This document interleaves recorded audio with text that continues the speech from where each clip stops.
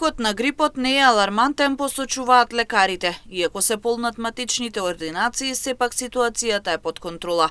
Пациентите се жалат на кашлица, покачена телесна температура, малаксаност, главоболка и слично.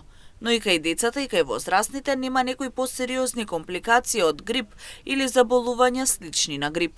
Според доктор Валентина Митрова, временските услови, повисоките дневни температури придонесоа за ваквата ситуација на терен овој период од годината. Од помош беше и вакцинацијата, вели Митрова. Бројките се помалку од она што очекувавме, можеби и надворешните прилики, значи имаме некои повисоки температури за разлика од температурите кои што би требало да бидат за овој период во годината. И можеби сето тоа го прави бројот е помал. Во споредба со некаде сме во така да кажеме со понизок ризик и процент од останатите градови. Релативно поминуваат со лесни симптоми, голем број од возрастните и хронично болните го искористија, односно се вакцинираа против грип. Во зависност од својот имунитет, од она колку сме вложили во нашето здравје, така и поминуваме.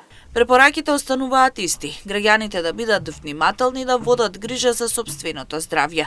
Тоа значи да се консумира полесна храна, доволно течности, но и да не се земаат лекови на сопствена рака без лекар.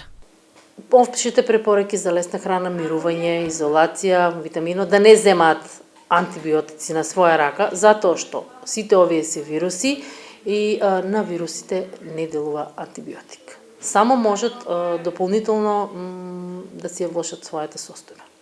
Секогаш антибиотик по препорака. Пробиотик да. Пробиотик, електролити, лесна храна, мирување, топли напитоци и секако си бара време. Дополнително се препорачува пациентите со хронични заболувања навремено да ја примаат својата терапија препишана од лекар, со цел периодот на грип да помине без поголеми компликации.